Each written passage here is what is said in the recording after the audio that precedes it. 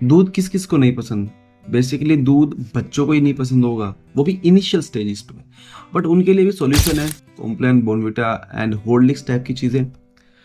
But एक question आता है, दूध एक बेसिक सोर्स है, एक बहुत इंपॉर्टेंट सोर्स है for vegetarians to get protein. Vegetarian product होते हुए भी क्या ये क्रुएलिटी फ्री है? इस चीज़ को बेटर समझने के लिए एक बार हम रेड मीट मैनुअल देखते हैं। इसको एपेडा प्रेजेंट करती है, जो कि देश के अंदर agriculture, process food and anything related to the food items, whether it is vegetarian, non vegetarian, agriculture products, कि उसको एक्सपोर्ट करना है कि नहीं करना, वो डिसाइड करती है। इस मैनुअल के स्टार्टिंग में ही क्लियरली मेंशन है कि इंडिया में डेयरी एनिमल्स को जनरली 2 पर्पसेस के लिए पाला जाता है, मिल्क और फॉर मीट कंजम्पशन। बट जब वो स्टार्टिंग की एज पे होते हैं, जब यंग होते हैं, तो वो उनसे दूध लिया जाता है एंड एक सर्टेन एज पे आने के बाद जब वो कैपेबल नहीं होते दूध देने के, देन उनको मीट के लिए कंज्यूम कर लिया जाता है। इससे तो हमें यही समझ में आ रहा है कि डेयरी एनिमल्स को बेसिकली पहले मिल्क के लिए एंड देन मीट कंजम्पशन के लिए यूज़ किया जाता है। बट सबसे बड़ी सोचने की बात तो यह है कि हमारे देश के अंदर काऊ को एक तरीके से सैक्रेड माना जाता है, होली माना जाता है। तो हम खुद तो नहीं खाते, लेकिन क्या हम बाहर एक्सपोर्ट करते हैं? ये चीज़ बड़ी गंभीर है और सोचने के लिए। इस चीज़ को समझने के लिए हमें एक वीडियो देखनी पड़ेगी, तो वो देखते हैं और उसके बाद आपको क्लैरिटी होगी कि क्या चीज़ आगे चल रही है और क्या चीज़ लिंकेज हो रही है। India does not export beef. If we understand beef as the meat which comes from the cow or the calf of the cow or the ox or the bull of a cow, the bull, calf or the cow, we do not export. There is an expression called kara beef which is used for buffaloes. The buffaloes are permitted, we can export buffaloes. इस video को देख के आपको कुछ clarity तो आई होगी कि जो एक्सपोर्ट होता है हमारे इंडिया से अंदर से, वो बेसिकली कारा बीफ होता है जो कि बफेलोज से बनता है। ऑल्दो हमने काऊ को एक्सपोर्ट होने से तो बचा लिया, बट ओनली एक्सपोर्ट होने से ही बचाया है। इधर भी खाई जाती है और डिफरेंट पार्ट्स ऑफ इंडिया के अंदर भी खाई जाती है, जैसे नॉर्थ ईस्ट रीजन हो गया है, डिफरेंट टाइप के रीजन्स हो गए। सो इस टॉपिक को लीव करते हैं और एंड बात करते हैं व्हाट अबाउट अदर एनिमल्स। अब उनके बारे में क्या, पहले तो हमने उनको मिल्क के लिए कंज्यूम किया, फिर उनके स्किन से डिफरेंट टाइप के प्रोडक्ट्स बना ली, लाइक बेल्ट हो गई एंड डिफरेंट टाइप के शूज़ वगैरह, इस टाइप की चीज़ें बना ली एंड उनके मीट को एक्सपोर्ट कर दिया। इससे एक चीज़ तो क्लियर होती है कि जो दूध है वो ही सब चीज़ों का कारण है। अगर ये दूध इनिशियल स्टेज पे ही कंज्यूम नहीं किया जाएगा, लोगों की डिमांड नहीं होगी, तो शायद ये लेवल इतना आगे जाके बनेगा ही नहीं। कुछ पर्सन बोलते हैं कि भाई अगर दूध के लिए नहीं होगा तो मीट के लिए तो कंज्यूम हो सकते हैं, लेकिन आप एक चीज़ सोचो ना, आप एक चीज़ को स्टार्टिंग से उत्पीड़न कर रहे हो, फिर उसको लास्ट लेवल पे जाके आपको कर रहे हो, ठीक है? आपने किसी चीज़ में पैसा लगाया, आप चाहोगे ना उसका पूरा एफिशिएंसी से यूज़ करो। पहले आपने उसका दूध निकाला, फिर उसकी स्किन का कुछ अलग कर दिया। चीज़ों को थोड़ा सा और क्लैरिटी के लिए हमें ये चीज़ देखनी होगी कि यार ये स्टार्टिंग से ही हमारे इधर प्रोडक्शन इतना हाई लेवल का होता था मिल्क का, या अभी से ही होने लगा, या कुछ क्या इंसिडेंट हुआ होगा? तो हम इसकी थोड़ी सी हिस्ट्री में लेकर चलते हैं, हिस्ट्री में बैक जाते हैं, बात करते हैं 1966 की। 1966 में साधुओं ने प्रोटेस्ट किया था against the slaughter of cows. ये पूरे इंडिया के अंदर बहुत बड़ा लेवल पे हुआ, जिसके कारण सारे के सारे साधुओं बिल्कुल ग्राउंड लेवल पे आकर कोशिश करी पूरा का पूरा इसकी विरोध करने की। इसको रोकने के लिए एक कमेटी बनाई गई, जिसके अंदर शंकराचार्य ऑफ पुरी, MS गोलवाकर जो कि RSS के चीफ, एंड वर्गीस कुरियन जिनको हम मिल्कमैन ऑफ इंडिया कहते हैं।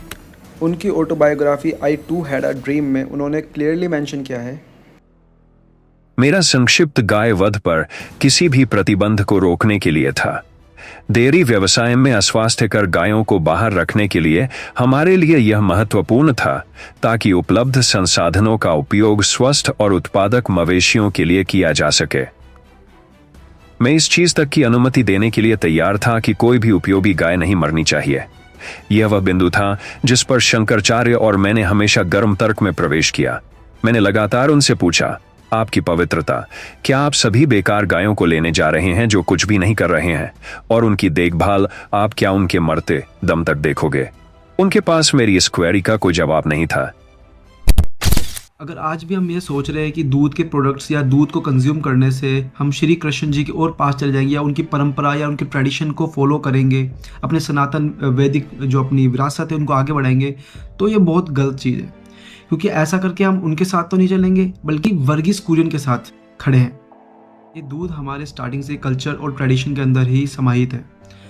जब भी हम सभी कभी सोचते थे, अगर मैं अपनी बात करूँ तो मुझे भी एक टाइम पे दूध इतना अच्छा लगता था। ऑल्दो मैं जैसे हम ट्रेडिशन के अंदर अपने देखते थे टीवी में, सीरियल्स में, या अपने कोई कहानी सुनी पूरे पुराने कृष्ण भगवान जी की या इन सब चीज़ों की, तो उनमें साफ सीधी एक चीज़ दिखती थी कि दूध मक्खन दही खाकर वो इतने स्ट्रॉन्ग बनते थे। तो हमें भी लगता था कि यार हम भी ऐसी तरह की चीज़ें खाएंगे तो हम भी कहीं ना कहीं स्ट्रॉन्ग बनेंगे। बट रियलिटी जब सामने आई कि ये सब चीज़ों के पीछे किसका हाथ है और ये क्या चल रहा है सब कुछ, तो ये कहा जा सकता है कि आज के समय में अगर हम इस चीज़ का समर्थन कर रहे हैं तो हम कृष्ण जी के साथ नहीं, वर्गीस कुरियन की एक साम्राज्य के साथ हैं। और ये एक ऐसी तरह की व्यवस्था है जिसके थ्रू हर साल 3.5 करोड़ जानवर मारे जाते हैं सालाना। तो ये बोलना तो सही नहीं होगा कहीं से कि हम कृष्ण जी के साथ हैं इसलिए हम दूध ग्रहण करते हैं। यार अपना भी स्वाद होता है। आप एक स्टेज पे जाकर आप ये नहीं बोल सकते कि मैं कृष्ण जी के लिए कर रहा हूँ या उसके लिए कर रहा हूँ।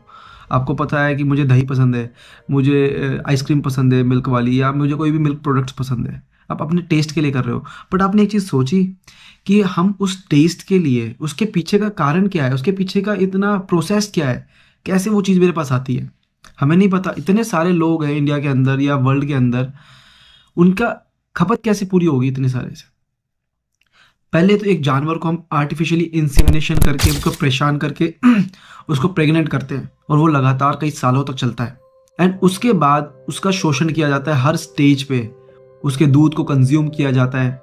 एंड जब वो उस हालत में नहीं होता कि वो दूध दे सके, देन हम उसको मारने के लिए छोड़ देते हैं या हम किसी को बेच देते हैं। और बेचने के बाद वो बंदा इसका क्या करेगा। आपने कभी सोचा कि आपने किसी चीज़ को बेच दिया, आपने खुद नहीं काटा या आपने खुद नहीं मारा किसी भी चीज़ को, चाहे भैंस हो या कोई भी जानवर हो, डेयरी प्रोडक्ट्स में या डेयरी एनिमल्स में कोई भी जानवर। कभी हमने सोचा है कि जो चीज़ें हम इनके साथ कर रहे हैं, अगर वो हमारे साथ हो तो हम उसको क्या कहेंगे? हम इसको रेप कहेंगे। जब हम अपने साथ ये सब चीज़ें नहीं झेल सकते या कोई हमारे साथ ऐसा करे तो नहीं हम उसको टॉलरेट कर सकते, तो ऐसे जीवों के साथ जो बोल नहीं सकते, अपनी व्यथा व्यतीत नहीं कर सकते, ऐसा क्यों करते हैं? कोई भी एनिमल्स को एक सर्टेन एज पे दूध की ज़रूरत पड़ती है एंड वो उसकी पूर्ति उसकी मदर के थ्रू हो जाती है। चाहे आप कोई भी जानवर लो जो मैमल्स की कैटेगरी के अंदर आते हैं, सिर्फ ह्यूमंस ही ऐसे हैं कि जिसको किसी और के ऊपर निर्भर रहना पड़ता है। एंड वो भी उस लेवल तक निर्भर रहता है कि पहले दूध ले लिया, मतलब उसको पूरा निचोड़ देना। या तो आपने गाय पाली है, भैंस पाली है, तो उसको लास्ट तक साथ दो। अगर आप नहीं दे सकते तो आपने किसी को बेचा, तो बेचने वाला बंदा भी क्या करेगा उसका, आप बताइए। या तो बैल होगी तो खेतों में लगा दिया, अदरवाइज कटने के लिए छोड़ दिया या किसी और को बेच दिया बूचड़ खाने वगैरह में। तो एक क्वेश्चन और इसके बाद अराइज होता है कि अगर हमने ये सब चीज़ें करी तो इससे किसानों का या जो भी इस चीज़ की एक्टिविटीज़ के अंदर इंडल्ज है उनका क्या होगा, उनको इनकम कैसे जनरेट होगी। देखो इसके अंदर मैं 2 तरीके से चीज़ बताना चाहूँगा। फर्स्ट हमारी न्यूट्रिशन की बात, और दूसरी चीज़ कि ऐसा तो नहीं हो सकता कि भाई जो भी फार्मर्स है या कोई भी इस एक्टिविटीज़ के अंदर इंडल्ज है तो वो सिर्फ इसी के ऊपर निर्भर है। आप सपोज करो आपने दूध का धंधा छोड़ दिया, तब वैसे फर्स्ट ऑफ ऑल ये ऐसी चीज़ नहीं है कि आपने ओवरनाइट सोचा और हो जाएगी। इसको भी काफ़ी टाइम लगेंगे, 30-40 साल लगेंगे जब जाकर उस लेवल पे कम होगी चीज़। तो आप इसके जगह और अदर एक्टिविटीज़ है जिसके अंदर सोया का मिल्क हो गया, आलमंड मिल्क हो गया या अदर चीज़ें हैं, उसको एक बड़े पैमाने में ग्रो करके वो कमाएंगे ना, उसका दूध बनाएंगे ना, और वो सस्ता पड़ेगा क्योंकि क्वांटिटी बढ़ जाएगी, मास कंजम्पशन बढ़ जाएगा उसका। तो ये कहना कि सिर्फ दूध चले जाएगा तो उनके पास कुछ रोज़गार नहीं रहेगा, उनके लात लग जाएगी पेट पे, तो ये भी चीज़ गलत है। बात बची दूसरी, कुछ लोग ये कहते हैं कि हम टेस्ट के लिए नहीं, हम इसको न्यूट्रिशन के लिए कंज्यूम करते हैं, जैसे कि बच्चे के लिए केस में हो गया। बट आपने ये सोचा कि न्यूट्रिशन के लिए और भी अदर थिंग्स हैं, चाहे आप लीफी वेजिटेबल्स खा लो या फ्रूट्स खा लो या आप जैसे सोया मिल्क हो गया, आलमंड मिल्क हो गया, इस तरह की चीज़ें खाओगे, कंज्यूम करोगे तो आपको इतना ही बेनिफिट मिलेगा जितना आप दूध से कंज्यूम करते हो। और अगर आप किसी को मार के अल्टीमेटली उसका एट द एंड तो यही रिजल्ट है ना, वो करके अगर आप किसी अपने शरीर को भर रहे हो तो मुझे नहीं लगता है वो कहीं से भी सही है। तो I hope you like this video. मिलते हैं नेक्स्ट बार नेक्स्ट टॉपिक पे। Thank you, have a nice.